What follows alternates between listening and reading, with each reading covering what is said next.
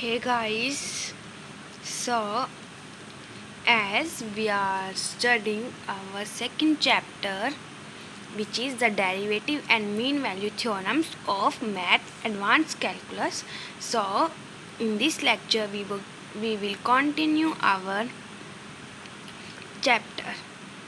सो last chapter में हमने Darboux theorem देखी थी. So in this lecture we will discuss Rolle's theorem. So let's get started our video. तो statement देखते हैं रॉल्स थ्योरम की. एफ कोई फंक्शन है which is defined on close interval A B such that F मेरा continuous है on the close interval A B and derivable है on the open interval A B.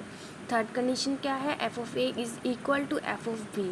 Then but we have to prove that there exist at least one real number. तब हमें prove करना है कि यहाँ पे एटलीस्ट वन एक ऐसा रियल नंबर सी तो एग्जिस्ट करेगा विच इज़ लाइंग बिटवीन, जो कहाँ लाया करता है, between A and B such that उस पॉइंट पे जो फंक्शन का डेरिवेटिव होगा वो क्या होगा?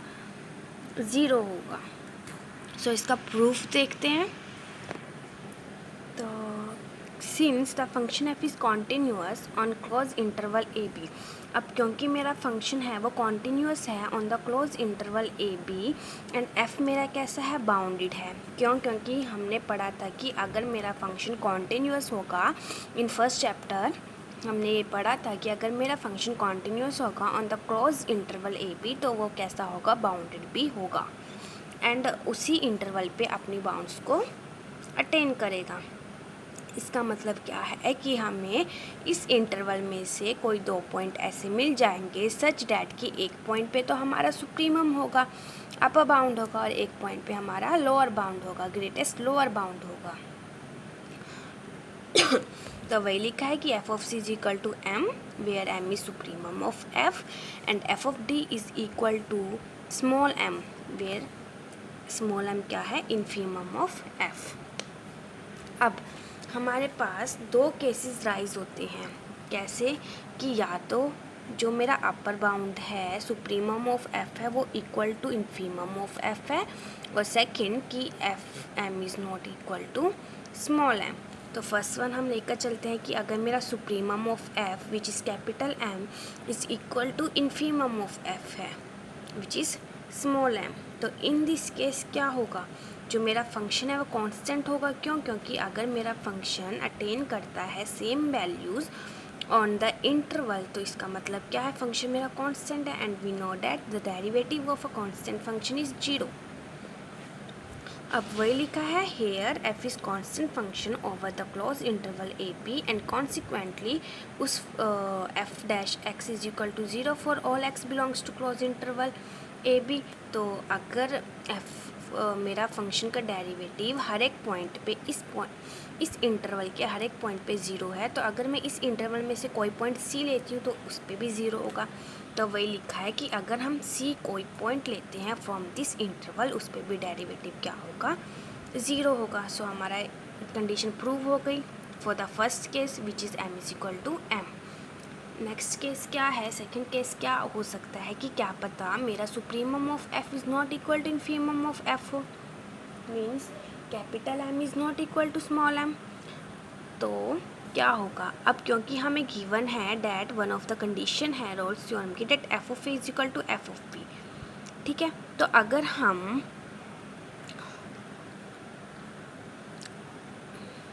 Therefore either m और m मतलब कैपिटल m और small m is different from the. तो इसका मतलब क्या है कि या तो कैपिटल m हमारा डिफरेंट होगा from f of a is equal to f of b, और या तो स्मॉल m हमारा इनसे डिफरेंट होगा. क्यों? क्योंकि अगर मैं ले लेती हूँ कि दोनों इनके इक्वल हैं तो वो भी इक्वल हो जाएंगे. अगर इक्वल हो जाएंगे तो केस फर्स्ट हो जाएगा, बट हम तो मान के चल रहे हैं कि capital M is not equal to small M. तो इसका मतलब है या तो कैपिटल एम मेरा एफ ऑफ ए या एफ ऑफ बी से डिफरेंट होगा, एफ ऑफ ए और एफ ऑफ बी से डिफरेंट होगा, या मेरा small M F of A और एफ ऑफ बी से डिफरेंट होगा. तो हम सपोज करके चल रहे हैं कि जो मेरा कैपिटल एम है वो डिफरेंट है from F of A and from F of B. ठीक है, अब अगर मेरा m ना तो एफ ऑफ ए है ना एफ ऑफ बी है, तो मैं क्या सपोज करूँगी कि मेरा m क्या है, एफ ऑफ सी है, वेयर सी मेरा क्या है, डिफरेंट है from both A and B. अगर मेरा सी ए भी नहीं है बी भी नहीं है, तो सी मैं कह सकती हूँ कि मेरे ओपन इंटरवल ए बी से बिलोंग कर रहा है। क्यों? क्योंकि इस इंटरवल में ना तो ए बिलोंग करता है और ना बी बिलोंग करता है। सिंस, अब क्योंकि जो मेरा एफ ऑफ सी है वो सुप्रीमम है ऑफ एफ। अब मेरा m क्या है, हम क्या लेकर चले थे, सुप्रीमम ऑफ एफ, और m किसके इक्वल है, एफ ऑफ सी के। तो एफ ऑफ सी मेरा क्या बन गया, सुप्रीमम बन गया of F on close interval A B. अगर एफ ऑफ सी मेरा सुप्रीमम है तो मतलब क्या है कि इस इंटरवल के हर एक पॉइंट पे जो फंक्शन की वैल्यू होगी वो या तो इसके इक्वल होगी या इससे छोटी होगी। तो वही लिखा है that F of X is less than equal to F of C for all X belongs to close interval A B. अब अगर मैं c से छोटा कोई पॉइंट लेती हूँ, that is c minus H, मतलब c में से कोई मैंने एलिमेंट, कोई नंबर मैंने माइनस किया है, तो वो क्या होगा, c से छोटा होगा, तो वो एफ ऑफ सी से भी लेस देन इक्वल होगा, कि या तो वो इसके एफ ऑफ सी के इक्वल हो सकता है या उससे छोटा होगा। ठीक है, अब हम एफ ऑफ सी को इधर ले आते हैं, तो ये क्या हो जाएगा, F of C minus H less minus F of C is less than equal to 0। अब हमने क्या किया, डिवाइड किया है माइनस ऑफ एच से, विच इज़ लेस देन 0। क्यों? क्योंकि negative number is always less than 0। Minus कर दिया। अब क्योंकि माइनस आया है तो यहाँ पे हमारा क्या हो जाएगा, साइन चेंज हो जाएगा। ठीक है, अब लिमिट अप्रोच करा दी, एच टेंड्स टू 0। ठीक है, लिमिट अप्लाई कर दी। जब आप इधर अप्लाई करोगे तो कोई फ़र्क नहीं पड़ेगा, सो यहाँ पे इसलिए ही 0 लिखा है, क्योंकि 0 के अगर ऊपर अगर आप लिमिट अप्लाई करोगे तो h तो है नहीं, तो कोई इफेक्ट नहीं पड़ेगा, तो ये 0 के इक्वल ही आ जाएगा। ये क्या बन गया हमारा, लेफ्ट हैंड लिमिट, किसकी, लेफ्ट हैंड डेरिवेटिव। ठीक है, तो ये ग्रेटर देन इक्वल टू 0 आ गया। Since F dash X exist at X is equal to C. अब क्योंकि ये देखिए हमारी एग्जिस्ट कर रही है, मतलब क्या है कि एफ डैश एक्स एग्जिस्ट कर रहा है हमारा एट द पॉइंट सी। ठीक है, अब ये देखते हैं कि अगर मैं सी में कुछ ऐड करती हूँ तो वो भी किसके इक्वल आएगा, less than equal to F of C. क्यों? क्योंकि सी मेरा लाई करता है इन इंटरवल ए पे एंड वो एफ ऑफ सी मेरा क्या है, सुप्रीमम है। तो मतलब कि अगर मैं इस पॉइंट में कुछ ऐड करूँगी तो भी ये हमारे इस इंटरवल में से बिलोंग करेगा, और अगर इस इंटरवल में से बिलोंग करता है तो हमने क्या बोला था कि एफ ऑफ सी मेरा क्या है, सुप्रीमम है। मतलब इस इंटरवल में जितने भी नंबर्स होंगे उस पर फंक्शन की value less than equal to F of C आएगी। अब इसको इधर ले आए। ठीक है, अब हमने क्या किया, डिवाइड किया है बाय एच, डिवाइड किया, फिर अप्रोच करा दी लिमिट एच टेंड्स टू 0, और ये किसके इक्वल है, राइट हैंड लिमिट के, राइट हैंड डेरिवेटिव के। ठीक है,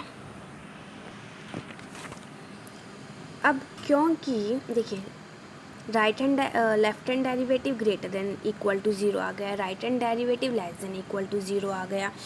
अब क्योंकि मेरा derivative F dash S exist करता है एट पॉइंट सी, तो डेरिवेटिव मेरा कब एग्जिस्ट करेगा, जब हमारा right hand derivative is equal to left hand derivative होगा।